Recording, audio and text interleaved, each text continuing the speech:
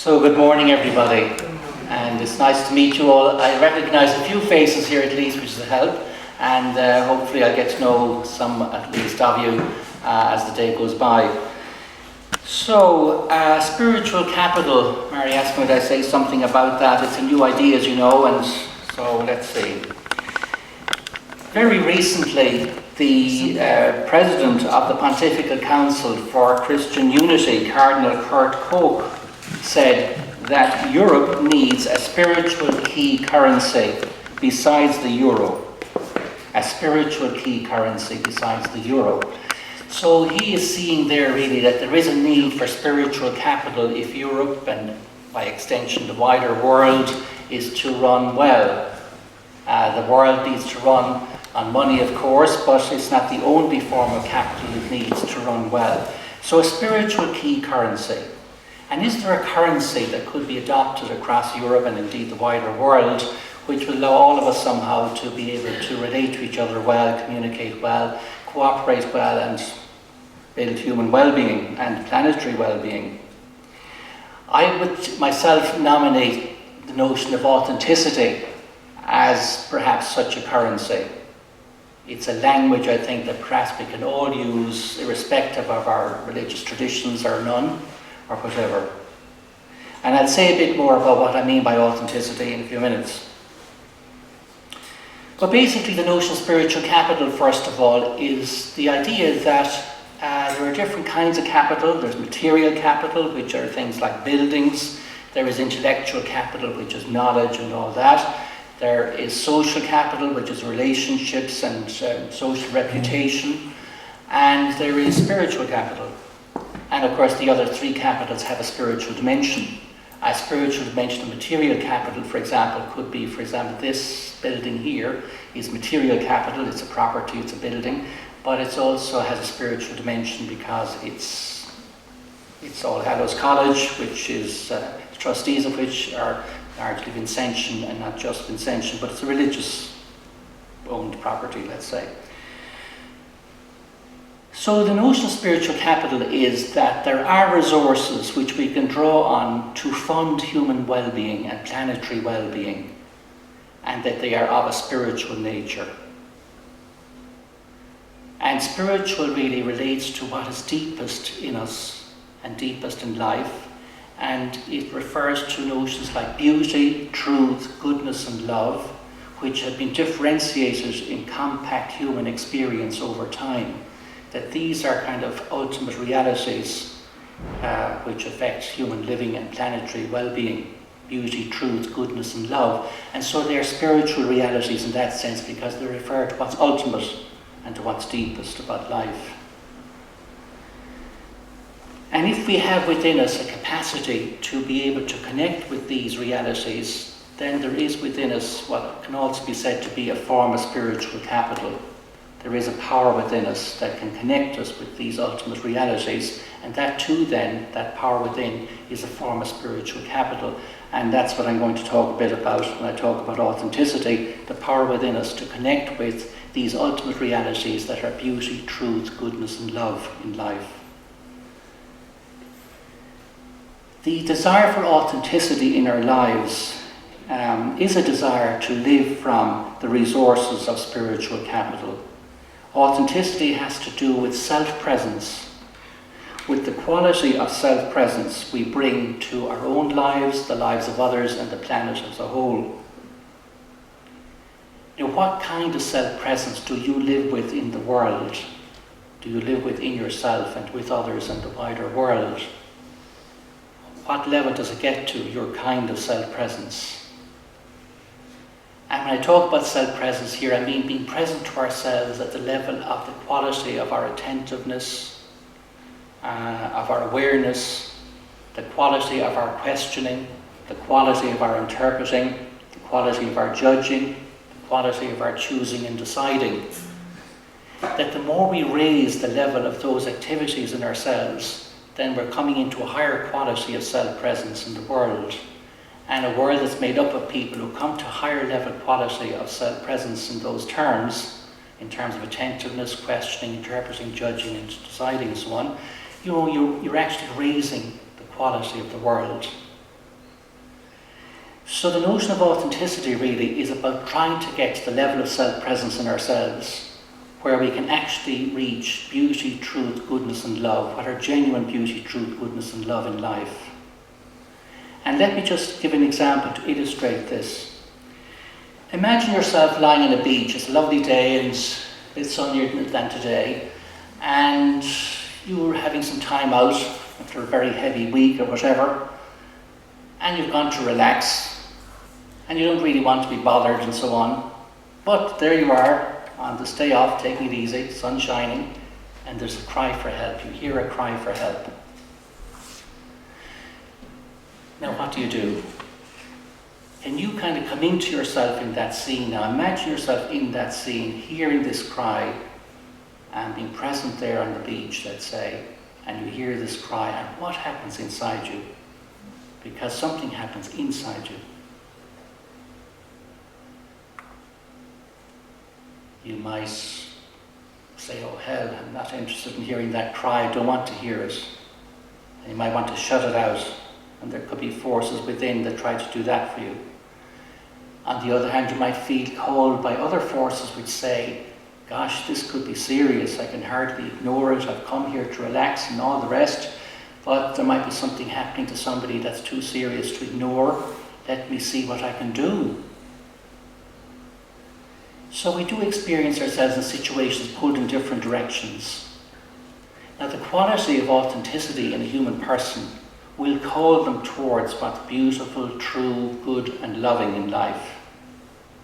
So the more you are rooted in and moved by and attached to the power of authenticity in yourself, the more you will want to take account of that cry and see what it could mean.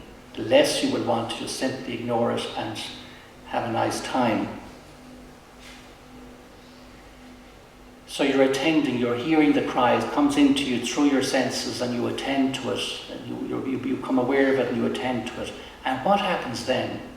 You don't just simply hear the cry, it doesn't just simply come into you, it gives rise, doesn't it, to questions. What does this cry mean? So within our subjectivity, within the way we are inside ourselves, arises questions for understanding. These questions for understanding arise as a result of having attended and become aware of something, in this case the cry for help. So questions arise like these. I wonder what the cry means. Is somebody in trouble? Is it just kids playing a game which we can kind of forget about? But you don't know, it could be either. It could be other things too maybe. So the next thing inside yourself, isn't it true, that can happen then, is that you're moved from within yourself again to go beyond just asking questions about what the cry could mean to asking what is the correct interpretation that explains the cry. You've already developed two hypotheses. It might be serious, might be somebody in trouble, it could be just kids playing a game, it's nothing serious, you don't have to take too much account of it. But these are two possible explanations, and neither of them, you don't know which of them is correct. So you have to push on again to another level in yourself to try and answer the question, which is correct, which of these possible interpretations is true. So inside yourself there is that dynamism calling for you to find out the truth of the situation. And the power of authenticity inside you will move you onto that level in yourself where you can actually discover what's true about the situation. And then let's say you get up and you look around and you find out it is somebody in trouble, somebody drowning or whatever. And then you say to yourself, now I know what's happening here. There's a cry for help, I've heard it and I've looked into it and I've discovered that it's somebody drowning. That's very interesting. So isn't it true, the dynamism inside ourselves that got us involved in the first place with this situation doesn't leave us there. It doesn't leave us at the level of knowledge. It moves us on again to another level, to the level where we ask ourselves, what am I going to do about this? I now know what's happening here, what am I going to do about it? And again, the dynamism for authenticity in ourselves, that desire to be an authentic human being inside us at work within, will make us want to do what's good and loving in the situation.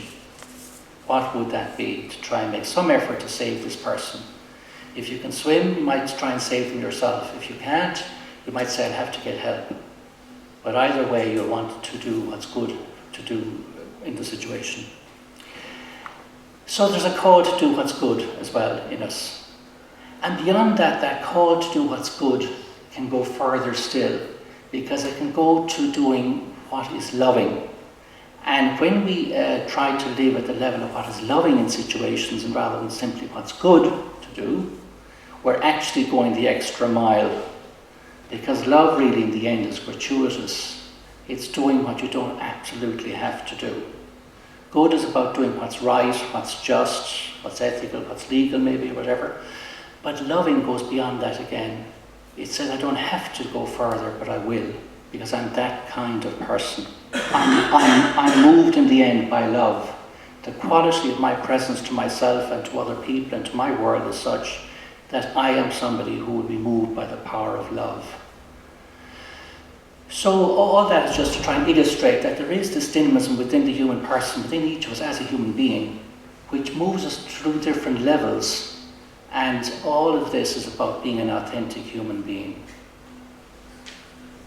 Now I would say that that inner dynamism to do with authenticity is a form of spiritual capital that each of us as a human being possesses.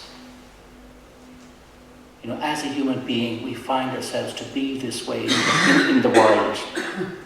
And that is a form of spiritual capital. It's a form of capital that we can draw on to do good and to be loving in our world.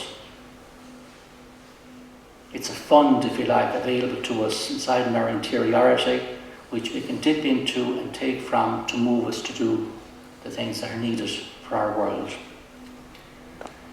And what we're trying to do is what's beautiful, true, good and loving. And we have this power within us that can help us to do that. Now it's also true, of course, that this power to be an authentic human being is influenced by life experience. You know, it's not guaranteed to work the way it can. We've seen that we do have the capacity to move in the way I've illustrated, but it's also the case that life experience will either reinforce that in us or actually work against it. So positive life experience too then is a form of spiritual capital insofar as it is experience that allows us to be more able to do what's good and loving in our world. And negative experience then is not spiritual capital because it's working against these things.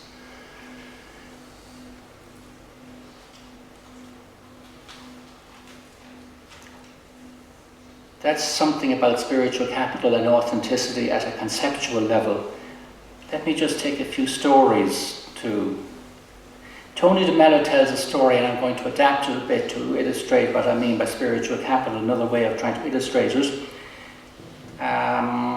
He tells a story about a woman who has a dream one night. She dreams that, you know, she may meet a man on the road the following day. Now there is this man who was wandering the roads in India at this time. He lived simply, he wandered from place to place. The sky was his roof and the world was his home, and he believed that God was taking care of him. And in this dream, the woman dreams that she might meet this man on the road.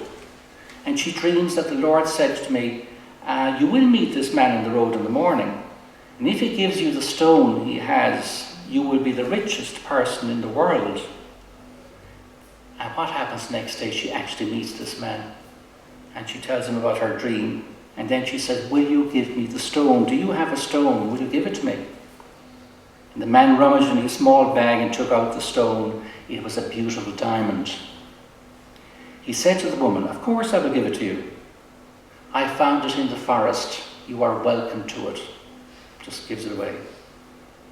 And then he went off and sat under a tree.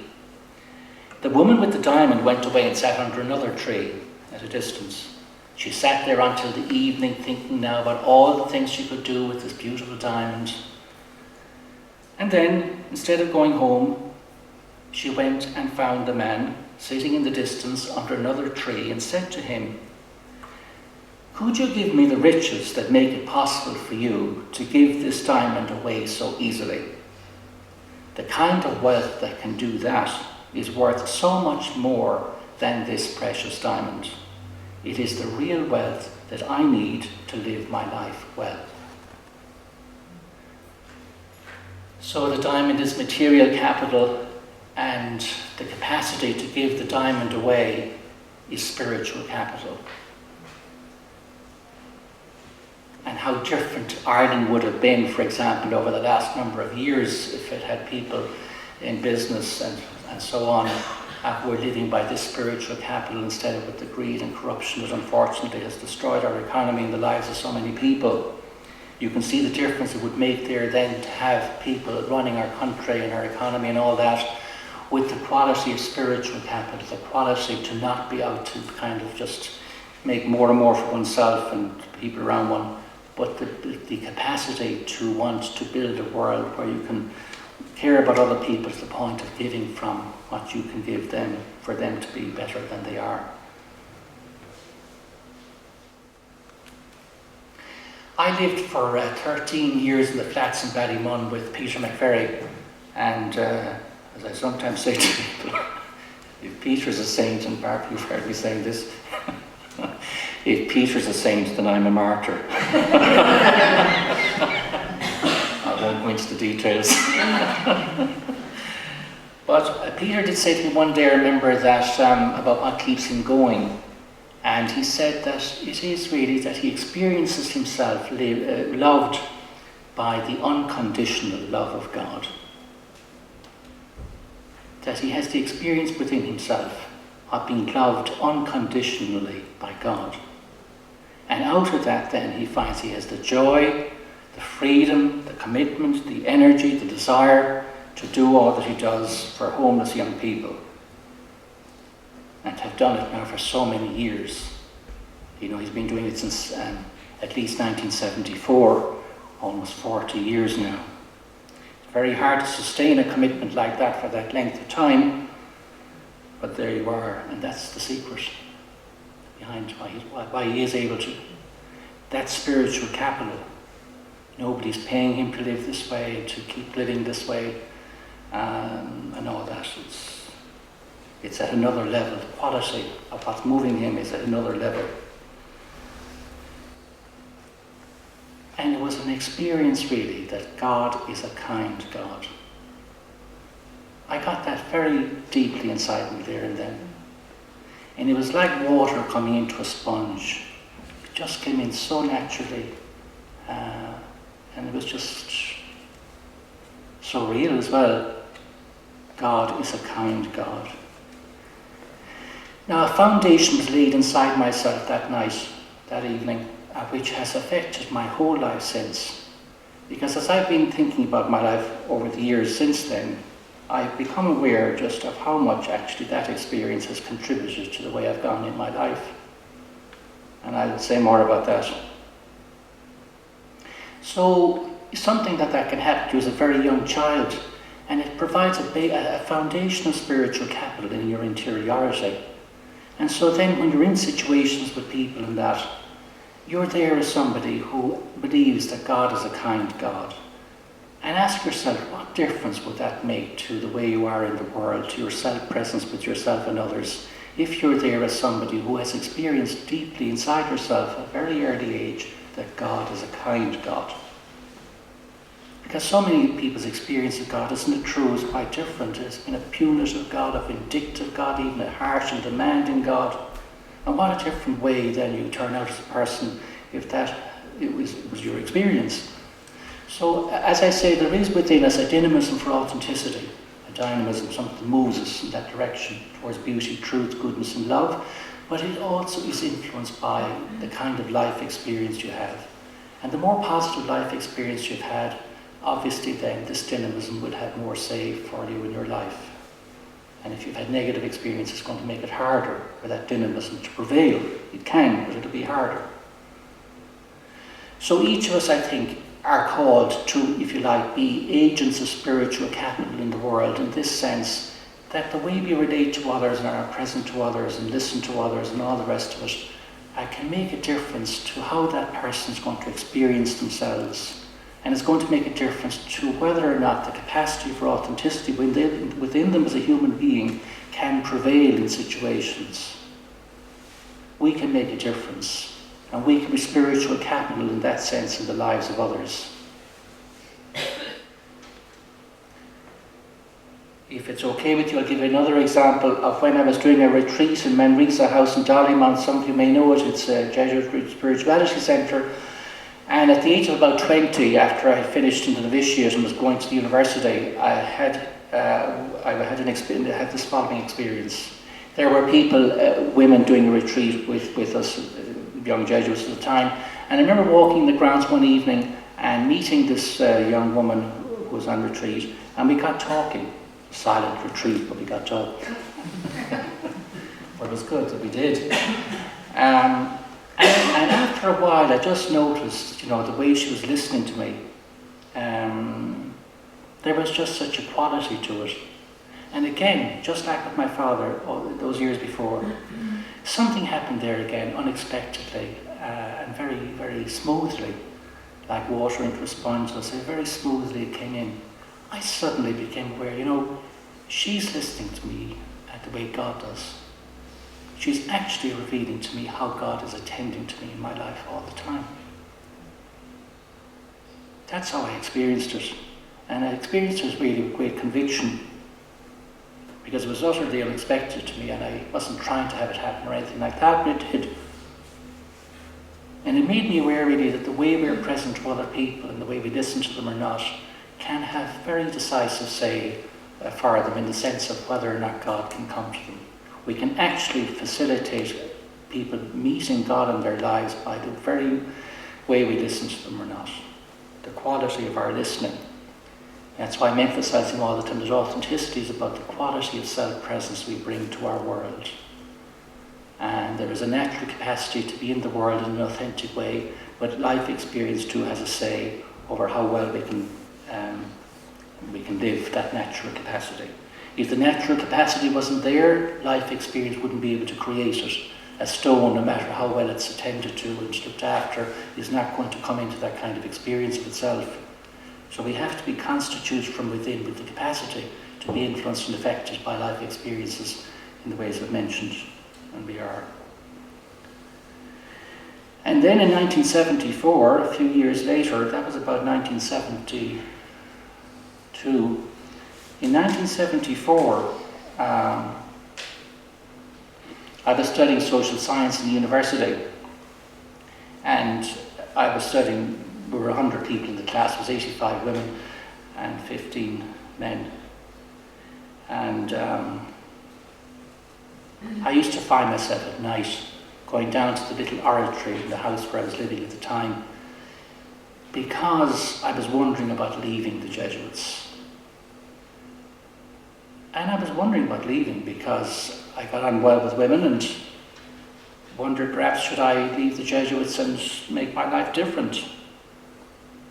And it was tough going, and I just spontaneously found myself going down to this little oratory. It was at night time when the others maybe were in bed sleeping, and I'd be on my own there. And as a result of these kinds of conditions in which it happened, suddenly one night I found myself looking at Jesus in Gethsemane. Because I remembered that Jesus in Gethsemane, his friends were sleeping, he was there on his own, and they'd fallen asleep. They didn't seem to be aware of what he was going through. And he was going through a hard time, wondering about his life. Had he made the right decisions, I imagine? Why was he faced with what he was now facing into? And he wasn't really able to turn back at that stage, but I still could. So the question was, would I? And this experience of Jesus in Gethsemane came up spontaneously to me in the middle of all that struggle. And I experienced it as saying to me, Michael, it is love that has him there.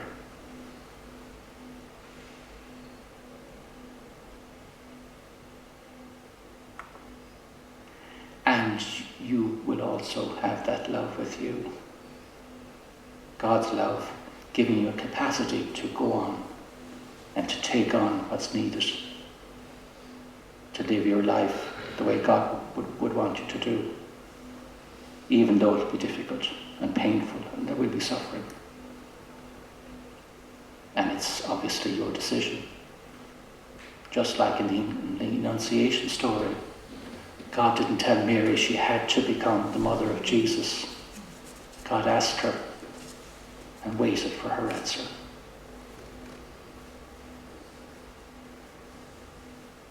So you get the sense of what God would want from you, but then there's also the awareness that God won't force anything.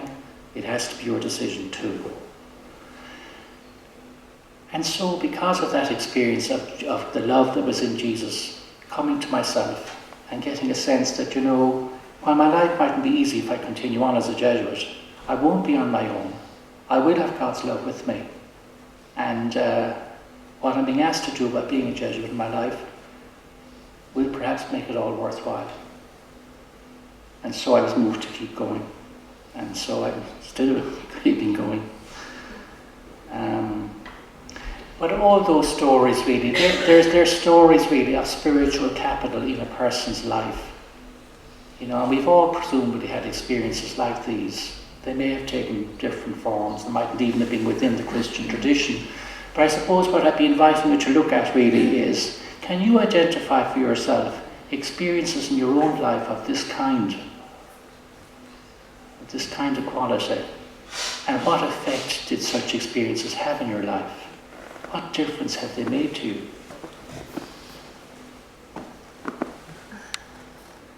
And it might be good if we just take a few minutes now just to attend to that. Just ask yourself, have I had experiences in my life of what I call spiritual capital? Whether it was God at work or other people, where my life was actually transformed in a way that has enabled me to understand better why I am able to be committed to trying to do good and bringing truth and justice and beauty to the world.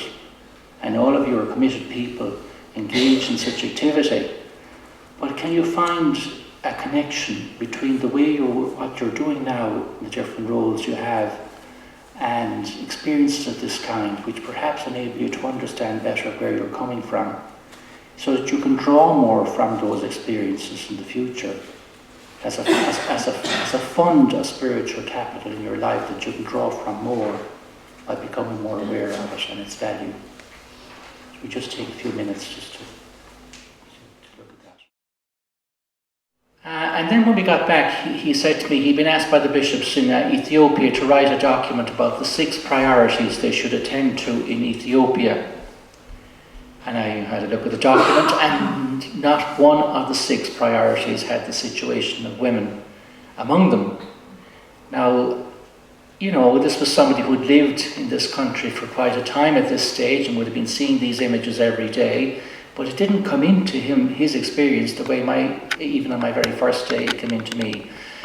So that the way we are inside really conditions how we process the experience we're having. People can be having the same experience at one level, but as T.S. Eliot, the poet, says, you can be having the experience but miss the meaning, because the experience is not being processed in ways that can bring you into the full significance of its meaning. So the authenticity then at the level of experience is about being self-present in such a way that you are able to take in your experience in such an aware and attentive way that you can actually pick up what's actually happening in a situation and not just have it pass you by and not impact on you or not become important for you or whatever. So that's at the level of experience what authenticity requires of us, that we be attentive and aware to what's going on. And how do you become that way if you're not? You have to look at what can help you to do it. If you find that there are blind spots in you or that there are things that you don't maybe know about, you have to kind of see how you can get over that. The second level then for authenticity in the human person is the level of questioning, That experience sets up questions. What is what I'm experiencing? What does it mean? And I start asking questions to try and answer it. So I'm looking for understanding at the second level. I'm looking for being aware at the first level. At the second level, I'm trying to be, I'm trying to kind of understand what's happening. So you do that through a process of questioning.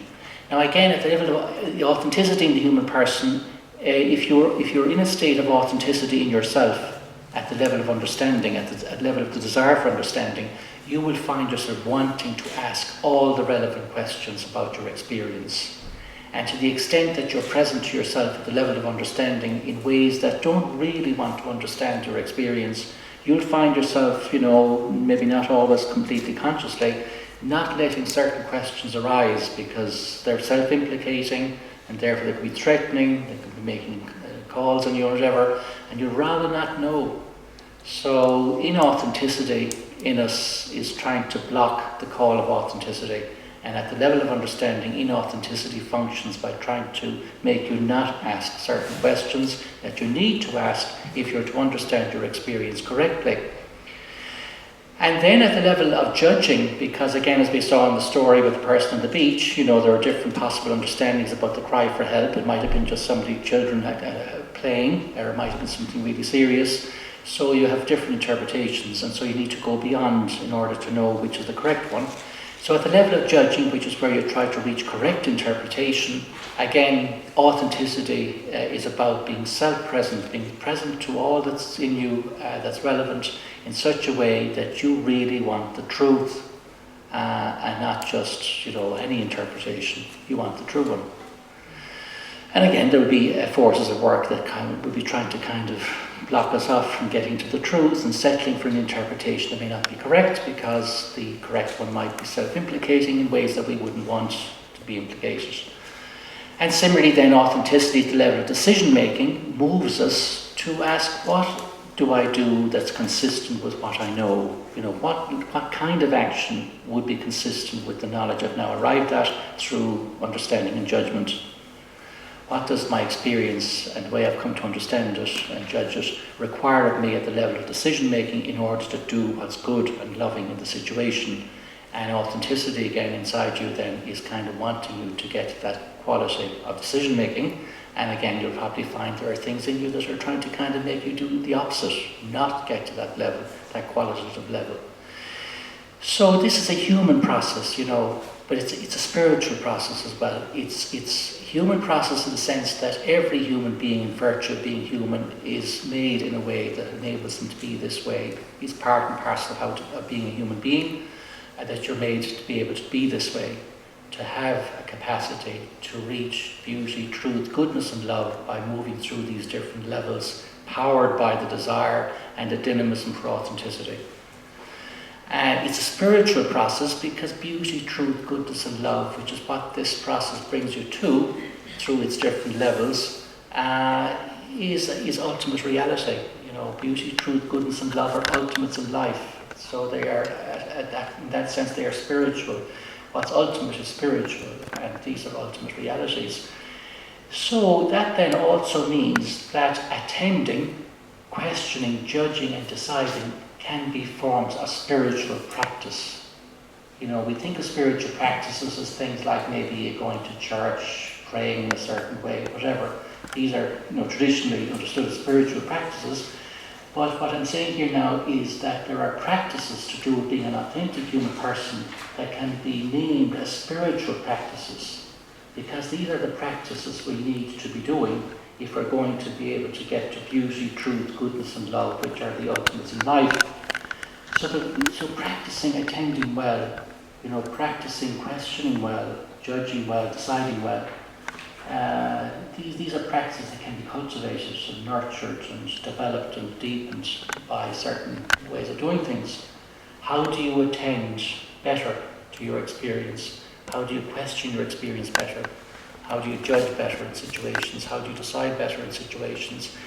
Doing all that is about spiritual practice.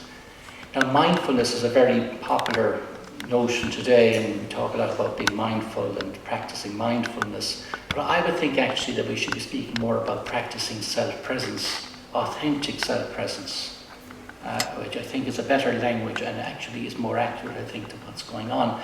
Mindfulness to me suggests, it's a more intellectualist term, the mind, whereas authenticity is a more wholesome notion, It's about your experiencing, your understanding, your judging and your deciding. And it's about self-presence, not just being mindful, but about being present to yourself in a certain way, the whole self, being present to the whole self, through the way you attend, through the way you question, through the way you judge, and through the way you decide. So authentic self-presence is about attending, questioning, judging, deciding in a quality, in such a quality if you didn't want to be open to being challenged, let's say at times. It really moves you on to getting to what really needs to be got to get to what's really there. So so subjectivity then, the notion of authentic subjectivity, like we have traditionally thought that to be objective, the truths and goodness and these things are to be objective around these things. We have thought traditionally we needed to cease being subjective, as if the way to objectivity was to cease to be subjective, you know. And the less subjective I am, the more I can be objective. Now that was a traditional notion of the relationship between subjectivity and objectivity that I think is false, because there is no way to avoid being subjective. But what we need really is the right kind of subjectivity in order to be objective. We get to objectivity through subjectivity, but not through any kind of subjectivity. The subjectivity that takes us to the objective order of things, to what's really beautiful, true, good and loving in life, what are really that way in life, the way to get to those in situations is through a subjectivity that's authentic, that's open to attending to everything, to questioning everything, to trying to get judgments that are really about the truth and not about anything else, and to making decisions consistent with sound knowledge. So we need subjectivity, but we need authentic subjectivity, and authentic subjectivity is the road to the objective reality of things. Now, and then how to practice, then how to be attentive, questioning, judging, deciding in ways they can do that. Then these are spiritual practices, because they're about getting to ultimate realities, which are therefore spiritual. So this is all about spiritual capital, you know, because the more you're authentically subjective, the more you have a spiritual capital available to you to draw from for life, in life. And how do we get our society to actually empower people into that kind of development? You know, like in schools and everything else, the way people are educated, is there any time given in education, for example, to training people, if you like, to know how to attend well, how to question well, how to judge well, how to decide well, how to come into themselves in ways that can allow that to happen for them? Because it's about coming inside ourselves to do it, and about getting in there in the way that can allow it to happen. Now, how do you actually have that happen for people? And then, of course, you're dealing with people whose life experiences may be coming against that happening for them, you know, and so you're having to deal then with knowing about people's life experiences and whether they're helpful or a hindrance to this development for them. But, you know, how much does our society value all that process and try and attend to it and deal with it? Is a question, I think. So wherever you are in your own situations, and all of us are in situations in community development, whatever, we're all in there with a certain way of attending and questioning and judging and deciding, and we have to ask ourselves, what is the quality of my attending, my questioning, my judging, my deciding in relation to the situations that I'm part of, you know? And how is the quality I bring helping or hindering these situations? And the people in the situations with whom I'm part of in these situations, what is the quality of their attending, questioning, judging and deciding? You know, you're working with committees, you're working with groups, you're working with organisations. You might be in there yourself as reasonably attentive, reasonably good questioning, reasonably good judging and deciding, and you might be working with people who haven't gone through that kind of development. And how do you deal with that? It'd be very frustrating. And how would you try and assist the development of people who you're trying to work with, but who perhaps are not as open as you've become, for whatever reason that you've become this way? But the quality of what we can do in situations depends on both our own quality of authenticity and the quality of authenticity that the people we're with have. So that's just something about authenticity and authentic subjectivity and spiritual capital, which is a human phenomenon, which people of every tradition and none can sort of identify with. And to that extent, I would say, going back to how I began, this is a kind of a spiritual currency that can be practiced and shared and distributed across the world, because it's something that's common to all human beings as human. And it doesn't raise up stuff that could block off some people who might have unhelpful experiences of a Christian tradition or a Buddhist tradition or an Islamic tradition or a Hindu tradition or whatever. You know, it's something that we can all identify with as human beings and relate to and communicate about as human beings, and then cooperate on that basis. Okay, then we have to also acknowledge that for some people they will go in a particular direction with the dynamism of authenticity, take some people into a particular tradition and others into another tradition and some into no traditions.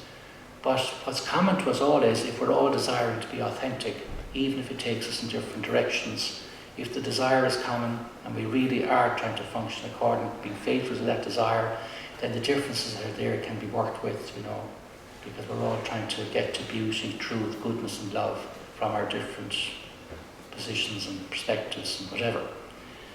And if we can see each other as all being committed to that, it can make things so much easier than if we're immediately identifying with seeing this other person as, you know, different to me and we'll never be able to get reconciled. Now sometimes that is the case. I worked in Pinochet's Chile, and it would have been naive of us to think that after a certain stage of dialogue that you could convert Pinochet to certain things. You know, the military dictatorship was going to go on in the way it did. But I think if we begin with a desire at least to grant the person the possibility of change, and then you see how far you can get, and you may have to get to a point where you say we won't get any further with this person because they're just not going to attend to the data that's there to be considered, ask all the questions that need to be asked, seek the truth and not another kind of judgment, and try and do what's consistent with such knowledge. And then you have to ask, if that's the case, what do we do now? You know, so I mean, some situations are that way, unfortunately. And why did he do it? I just, why was he that kind of person? Here is something he wrote himself. One of the things he used to do was thought for the day. I'm sharing this because I'm saying there's a whole rich fund of spiritual capital in the Christian tradition available to people, but sadly in Ireland today I think a great deal of it won't reach people because they're so affected by the other matters you've mentioned that they're not open to this anymore. Now, you know, if you're authentic, we have to say, okay, we have to be aware and accept all these things that you mentioned did happen, should never have happened, and we can want to understand why they happened. But we also have to say that part of the data about people who live that kind of life, there are the Luis Espinals there as well, and they can inspire people, and if they don't know about them, they won't do that, and they'll be a lot lost. Luis Espinal, one of his thoughts for the day was about prudence. He says that he wrote, there is an imperceptible border between prudence and cowardice, and we're all faced with this, I think, in the situations we're in. How far do you go, you know, and all that, in standing up about things or not. There is an imperceptible border between prudence and cowardice. We call security and slackness prudence. We call non-commitment, not risking anything personal, prudence. We believe that prudence is enhanced by age without considering that conformity is also. Everyone speaks to us of prudence, Lord, but of a prudence that is not yours, that we search for in vain in your gospel. Jesus Christ, we give you thanks because you did not stay silent so as to avoid the cross, because you lashed out at the powerful knowing that you were gambling with your life. That's the scene in the temple where he lashed out at the moneylenders. And scholars would say that contributed to his death. Those who killed you, they were the prudent ones. Do not, because they say it's better that one person die than that we're all going to be put in danger. To let one person die, that's the prudent way to do it. Do not let us be so prudent that we want to please everybody. Your word is hurtful like a two-edged sword.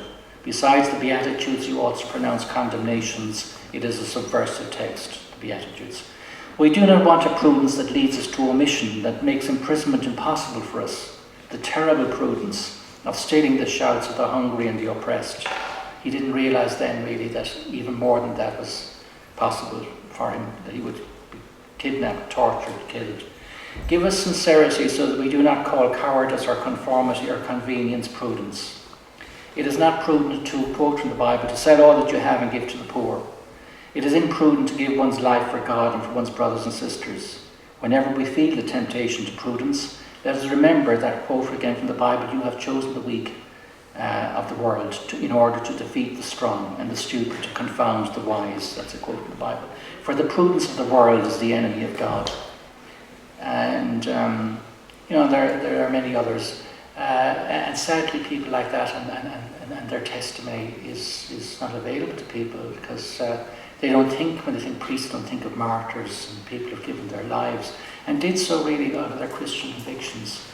So it is very sad what's happened with what you've mentioned, and it has to be acknowledged, of course. No way you can excuse it or try and pass around it. But it would be sad, I think, really, if we let it take over so much that we then missed out on the good that's there in others who have lived very differently and who've come from the same tradition, but who somehow perhaps were authentic when the others were not, clearly.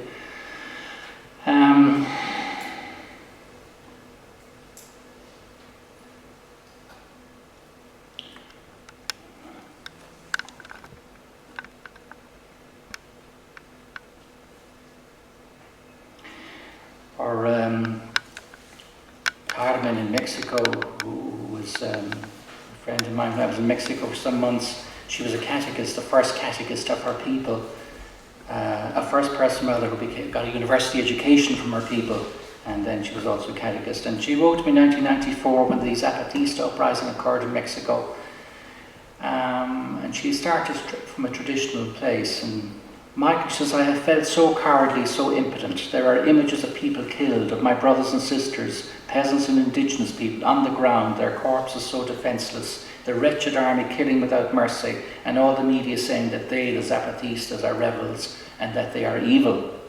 And I ask myself, is it evil to be hungry? That's why the Zapatista movement came into being, to deal with hunger. Is it evil to suffer? Is it evil to struggle for your life? Is it evil to believe in something and to die for it? What is evil? And they were called after Emiliano Zapata, who stood up for the economically poor in Mexico years earlier. Today, for the first time, for the first moment, I have felt in my blood, in my being, the struggle of Central America, its blood and its pain. To know, to read, to hear are never the same as feeling, and today I have felt its pain. I have understood its immense pain, and above all, the cause of the struggle. Michael, for the first time I have wept so much in seeing a guerrilla. For the first time I have wanted them not to be taken prisoners, that they be able to flee, that the government in its immense power not be able to touch them. I feel so useless, so empty, so impotent, worrying about myself. What am I to do? What can I do? The media at the beginning said that those responsible for what is happening are people influenced by the theology of liberation, the priests and deacons of that kind of thinking, and especially Bishop Samuel Ruiz of San Cristobal Las Casas. I believe that in part that is so, because the theology of liberation is a way of awakening people to injustice, of opening their eyes to so much badness, of becoming aware that we are all equal and have the same rights, that we are human beings and have the right to live. Do you know, I now wonder what God wants. Michael, what does God want? Peasants with hunger, indigenous people who are marginalised and who put up with all the cruelty that people are capable of, or Christian men and women who struggle even though they may shed blood? I don't know what to think. I don't know if we are meant to turn the other cheek after the first one has been bloodied. I don't understand now. I have so many doubts and I feel so empty. I don't know what to do, nor what more to say. The only thing left to me is a prayer every morning. Now, in the Christian tradition, there's a tradition called the Dark Night of the Soul, and you had saints going through this terrible experience of feeling that God was no longer there and had gone away from them and all that, and they were having these experiences in enclosed convents and so on, like Therese of Lisieux. But here you have a person like Carmen out there out in the open, and she's having the same kind of experience at this time in the history of Mexico in the 1990s. And the same experience, the Dark Night of the Soul, as it's called. Where is God in all this, and what does God want of us? But that is the journey of authenticity, that you started back in the place where you turned the other cheek when one cheek had been struck, because that seemed to be the Christian way to be a holy person. And then now she begins to realise, no, this can't be right, because it means that we never get change. And what do I do now? How should I understand my faith now? And the journey of authenticity and trying to do it really honestly, it becomes a very tough experience, but you can see it. She's there on that journey at that time and continued on with it. And, that's quite dramatic in ways because it's to do with violent uprisings and everything going on in the country. And it's true, Ireland is not in that state, and thankfully it's not. But there are a lot of hidden, subtle sinister forces at work in Irish society, unfortunately. And we are all vulnerable to a lot of these things that are going on. It's the first book of its kind brought out by Irish authors, and it's from Ashgate. So if you were interested, I could get you the author's discount rate. As I say, these academic publications are expensive, unfortunately, but I can get it for you at a reduced rate, which is still expensive enough. But anyway, let me know if you're interested. Okay, thanks very much. Thanks very much. Thank you.